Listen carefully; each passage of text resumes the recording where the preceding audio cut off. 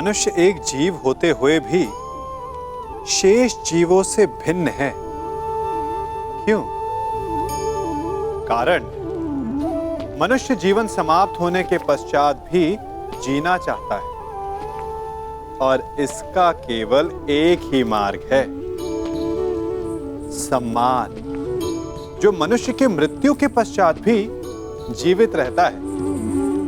उस सम्मान को पाने के लिए मनुष्य वर्षों प्रयास और परिश्रम करता है और ऐसे में शत्रु के लिए सबसे सरल लक्ष्य बन जाता है आपका सम्मान।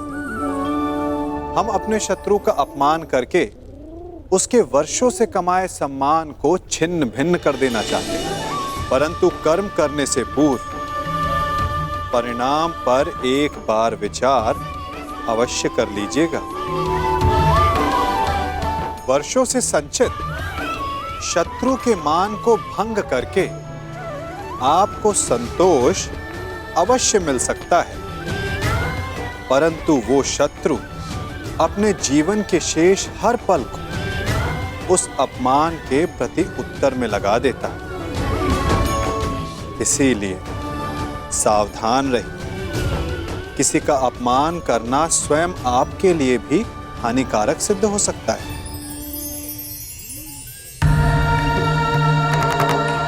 धृतराष्ट्र पुत्र दुर्योधन की ओर से पांडु पुत्र नहीं, धर्मराज पुत्र युधिष्ठिर को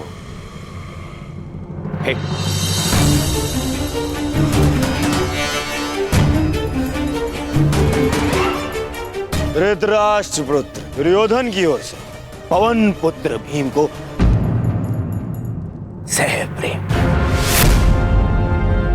भेंट स्वीकार करें।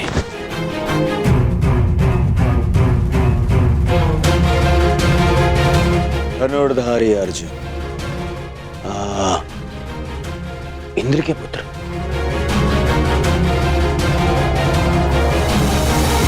गुरुवंशी धृतराष्ट्र के पुत्र दुर्योधन की ओर से भेंट स्वीकार करो।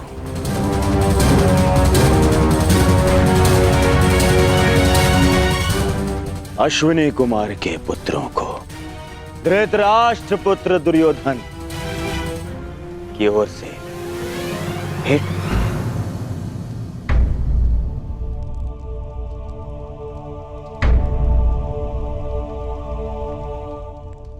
मुझे किस संबोधन से पुकारेंगे धृतराष्ट्र पुत्र? अब 5 पतियों की एक पत्नी को मैं क्या कह के पुकारूं?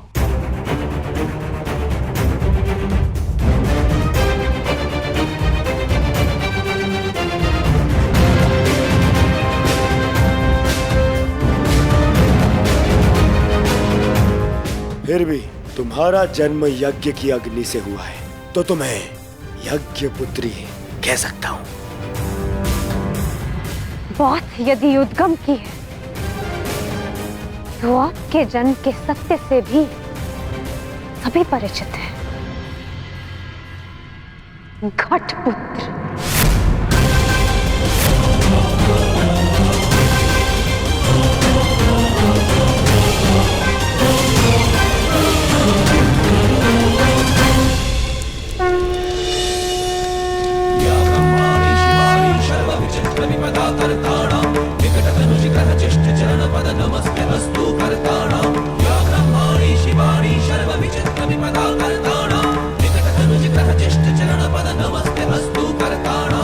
अब राजसूय यज्ञ संपन्न हुआ।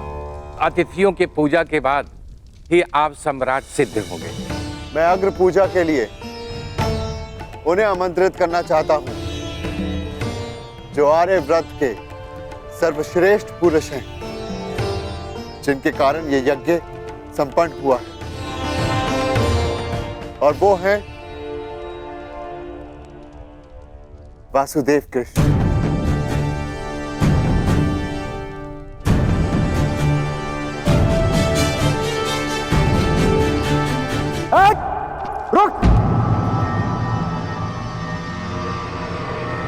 अब समय आ गया है इस यज्ञ के विध्वंस का और शिशुपाल की दुष्टता के प्रारंभ का। समय आ गया है शिशुपाल की धृष्टता के अंत का। किसकी अग्र पूजा कर रहे हो युधिष्ठिर? इस कृष्ण की? हट!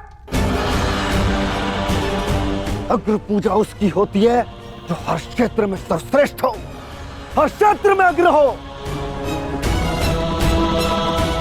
और ये कृष्ण, ये तो छल करने में अग्र है। मैं इसको सर्वश्रेष्ठ नहीं मानता। शिशुपाल, अग्र पूजा किसकी की जाए वो यज्ञ के आह्वानकर्ता का अधिकार है। आप अपनी मर्यादा से बाहर जा रहे हैं। निसंदेह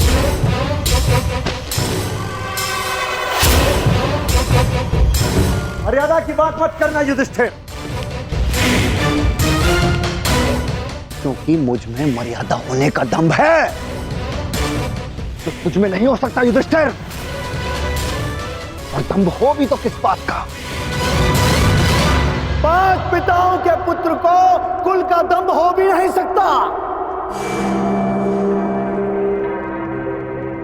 सावधान शिशुपाल, चिल्ला मत भीम। इस बार चिल्लाने से कुछ नहीं होगा, सत्य ही कह रहा हूं। राजसूय यज्ञ कर लिया, परंतु सम्राट होने का गर्व कहां वर्णावत के भगोड़ों के पास। कहीं दान में मिले राज्य को पाकर शूर होने का भ्रम तो नहीं तुझे?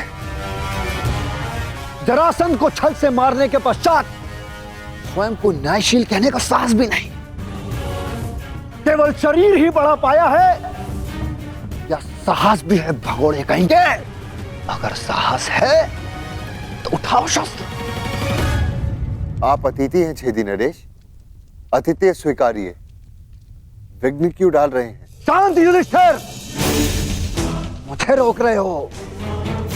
अपनी माता को रोका होता जब उसने एक स्त्री को 5 पुरुषों में बांटने का आदेश दिया।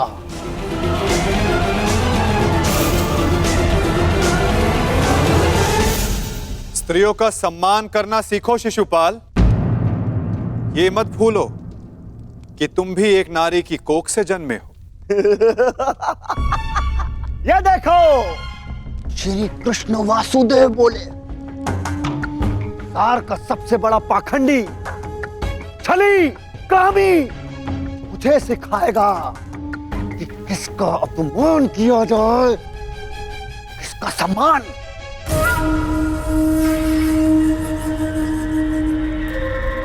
अग्र पूजा की कामना रखने वाले, तू जानता है तेरा नाम कृष्ण क्यों पड़ा? क्योंकि तू है ही मन का काला।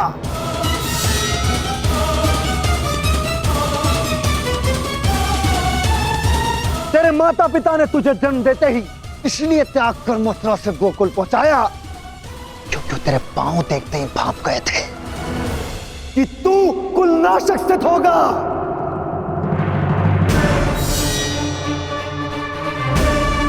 वही किया तूने, वही किया, अपने मामा का वध।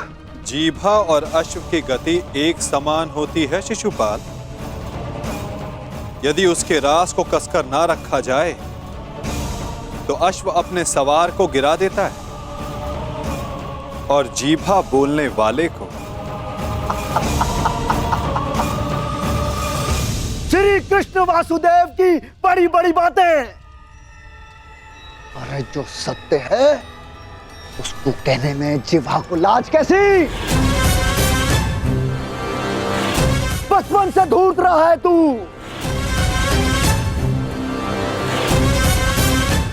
सब जानते हैं माखन स्वयं चुराता और आरोप अपने मित्रों पर लगा देता। धूर्त मुझे कहता है कि जीवा पर रास कसूं। तुम्हें जो वृंदावन में रास रचा है वो संसार जानता है। कामी है तू, कामी। प्रेम का झांसा देकर जो स्त्रियों को ताड़ता रहा, वो मुझे स्त्रियों का सम्मान करना सिखा रहा है। क्या क्या नहीं किया तूने? स्नान करती स्त्रियों के वस्त्र तूने चुराए। अरे गोकुल की विवाहित महिलाओं को मोहित करके उनका चरित्र पतन तूने किया।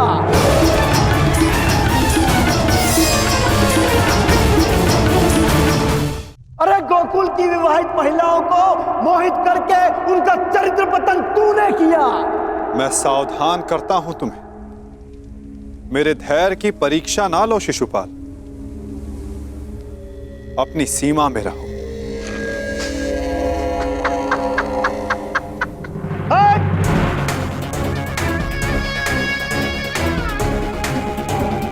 धैर्य तो मेरा टूट गया है। उसकी अग्र पूजा होते देखकर जिसने सदा पीठ पीछे से प्रहार किया, कायर है तू, कायर। सीमाएं तो तूने लांघी हैं, छल से रुक्मणी का हरण किया तूने। स्त्रियों का अपहरण करने वाले दुष्ट, तुम्हारे पापों का घड़ा भरता जा रहा है शिशुपाल, सावधान।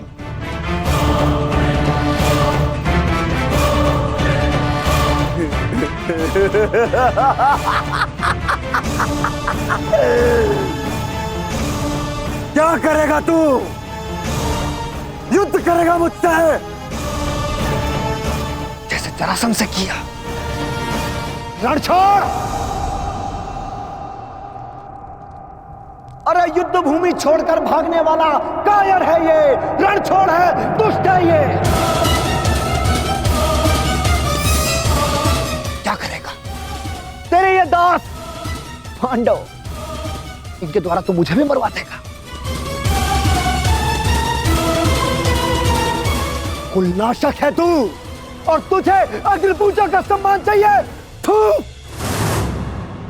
बस शिशुपाल।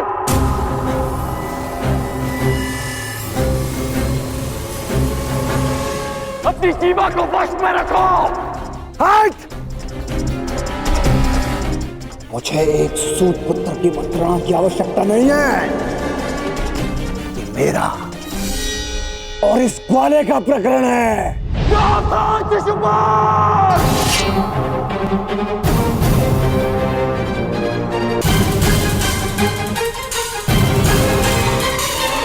नहीं अंगराज, रुक जाओ।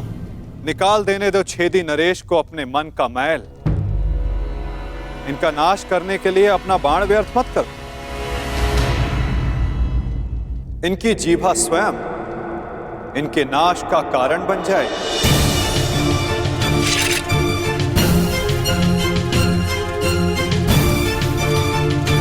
ऐसे बालक योद्धाओं को तू अपने छल से वश में कर सकता है, या फिर तेरे इन दास पांडवों को। मेरे जैसे वीर को नहीं।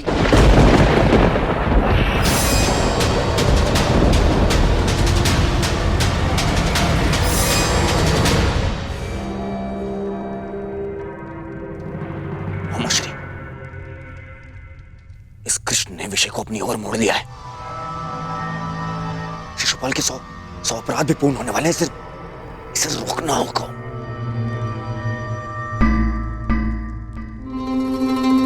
शिशुपाल, ठहरो। चुप। दूर रहना कायर दुर्योधन। स्वयं से कुछ होता नहीं है और मुझे रोक रहे हो। बैठे रहो अपने मामा को त्रिया पकड़कर। आज इस स्त्री के मान का पाखंड करने वाले को उसका उचित स्थान दिखाकर रहूंगा मैं।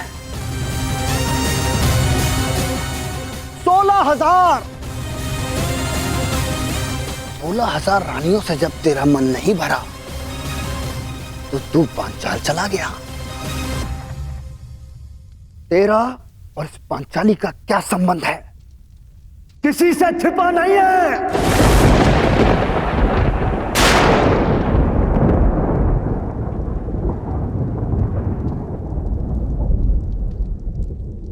पांचाली का विवाह तूने जानबूझकर इन पांडवों से करवाया, क्योंकि तू जानता है ये मूर्ख कभी तेरा विरोध नहीं करेंगे।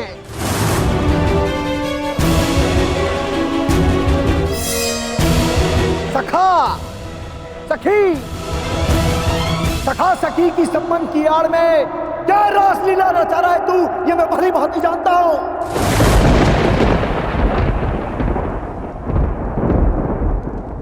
पर स्त्री गमन करने वाला पापी नहीं, महापापी है तू।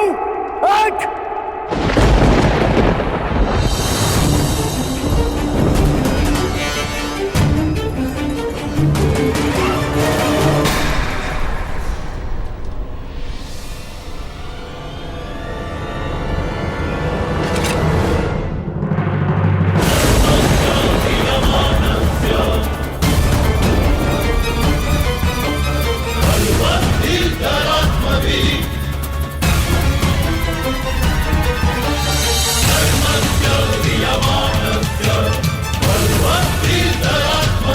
तुम्हारे पापों की सीमा समाप्त हुई और मेरी सहनशीलता भी।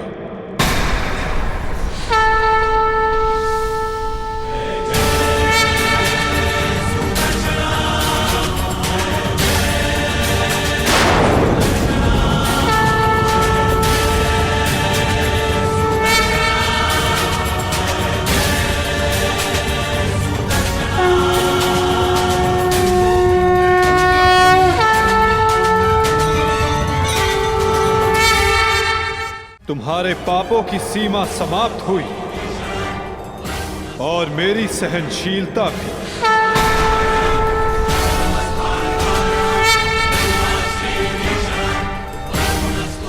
शिशुपाल, तुम्हें जो वरदान मिला उसे पाकर तुम अमर भी हो सकते थे, मृत्यु का भय नहीं था।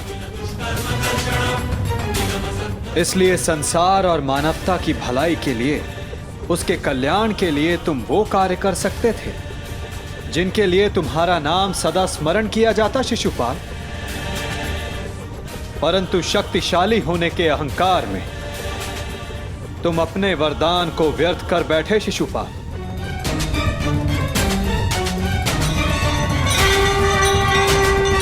तुमने किसी का प्रेम नहीं लिया शिशुपाल, केवल श्राप लिया।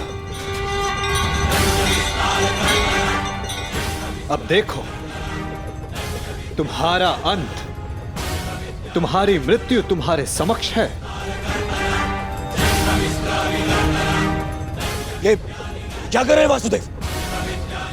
ये अन्याय है। मैं इसका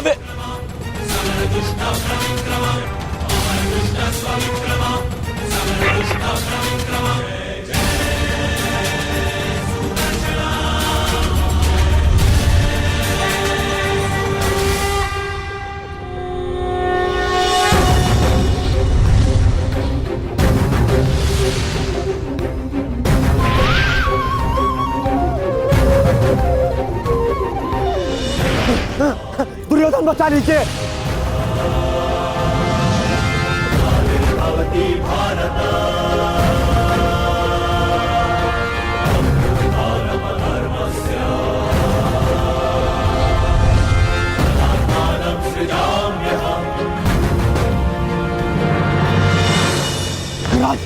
मेरी रक्षा करो, मैं दोस्त हूँ, कायर हूँ, मैं क्षमा चाहता हूँ, मेरी रक्षा करो। नहीं, तुम केवल एक अपराधी हो जिसे बार बार सावधान करने के पश्चात भी वो नहीं माना। तुमने न केवल एक अतिथि की मर्यादा भंग की, अपितु एक स्त्री के सम्मान पर भी प्रहार किया। तुम्हारी सहायता करना एक अपराध है जो मैं नहीं करूंगा।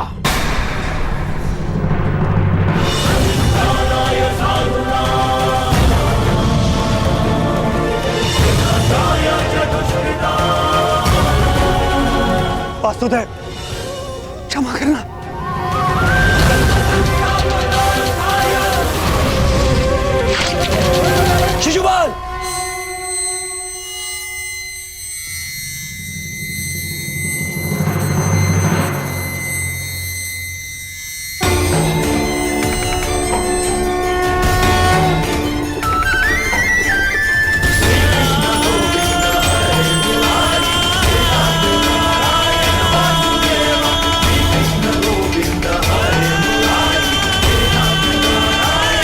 यही तुम्हारे पापों और अपराधों का अंत है, और तुम्हारे दुखों से तुम्हारी मुक्ति भी। अनर्थ हो गया वासुदेव, अनर्थ।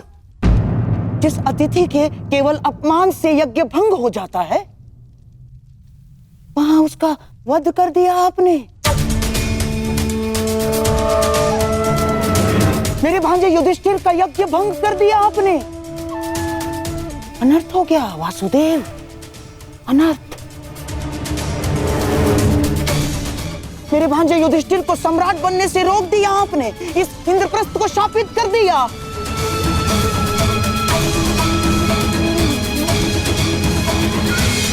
मामा श्री उचित कह रहे हैं।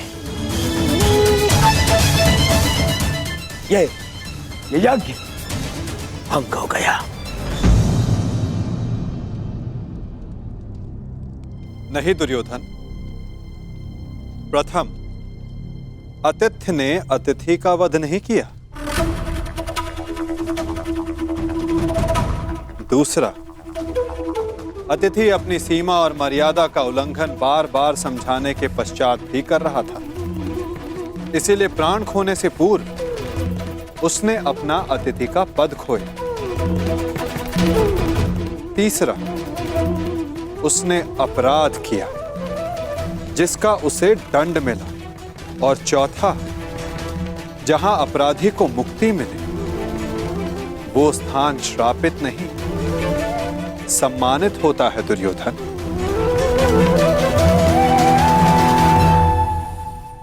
विश्वास ना हो तो अपने मित्र अंगराज से पूछ लो। वासुदेव ठीक कह रहे हैं मित्र।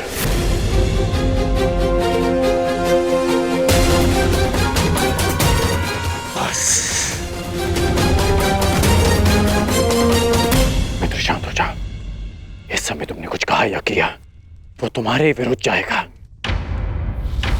मित्र, तुम हस्तिनापुर के प्रतिनिधि हो। तुम्हारी एक भूल हस्तिनापुर का गौरव सदा के लिए नष्ट कर देगी। शांत हो जाओ मित्र। मैं शांत नहीं रहूंगा। यहाँ एक अतिथि की मर्यादा को भंग किया गया है। अब मैं इस स्थल पर एक क्षण नहीं रुकूंगा।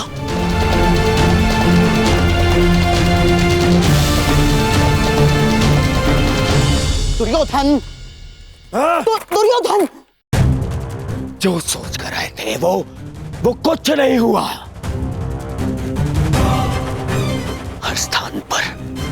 हर स्थान पर हमें छलने के लिए प्रयोजन किए गए। मुझे तो ये समझ में नहीं आता कि हम यहाँ आए हैं क्यों थे। चलिए मामाश्री। मित्र,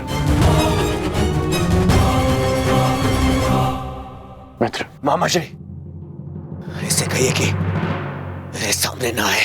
मित्र कहता है मुझे न्याय की बात कहकर उसी की बात का विरोध करता है ये।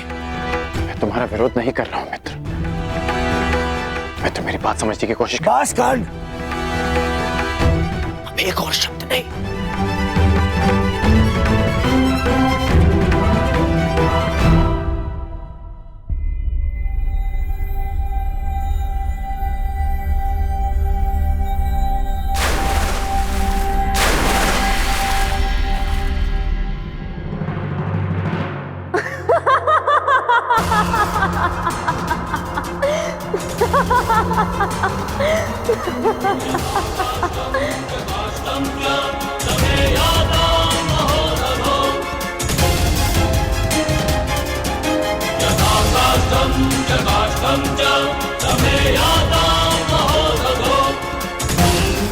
सबकी उनके पिता से तुलना करने वाला स्वयं भूल बैठा कि वो किसका पुत्र है।